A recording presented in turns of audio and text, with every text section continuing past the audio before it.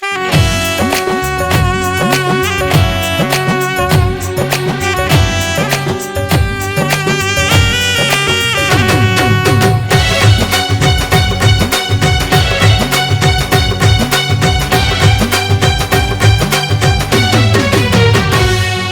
भरे जवानी महाल डोल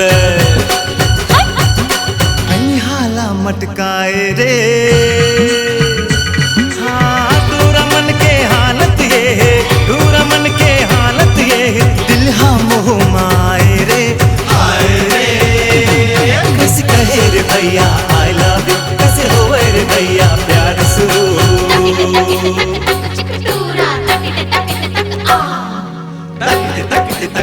चिकनूनी तक तक तक आहा चाचा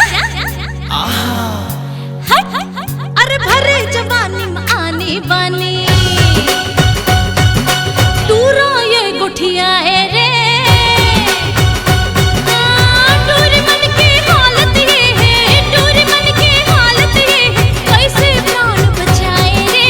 हाय रे कैसे कहे रे डोला आई लव यू, कैसे होवे रे टूरा प्यार शुरू।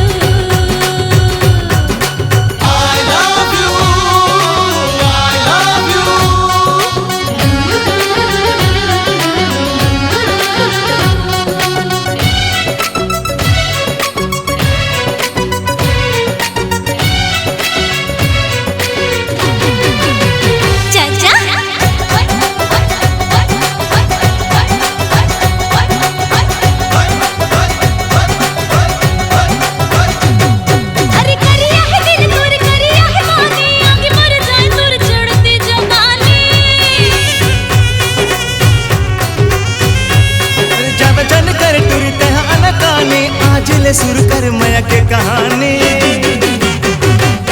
अरे भरे जवानी मली भुग हावे चुंदीला बगराए रे। आगू आगू मुँह दनाए, आगू आगू मुँह दनाए, टूरी जात लजाए रे। हाय रे कैसे कहे रे डोला आई लव यू, कैसे होवे रे टूरा प्यार शुरू।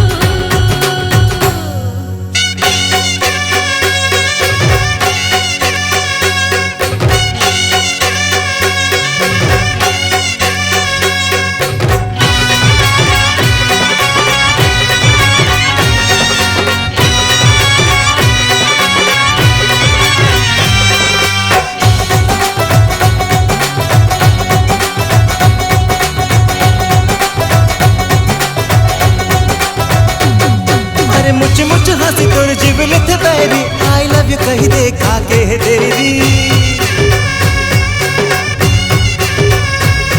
अरे घोड़े चढ़ के ले आजा मोरे अंगना, मांग सजा दे बजाऊं खूब मेरी।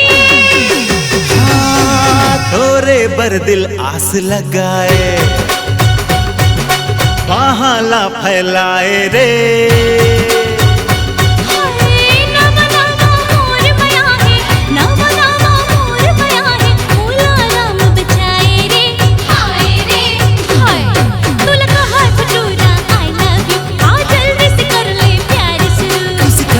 भैया आई लव यू कैसे होवे रे भैया प्यार शुरू।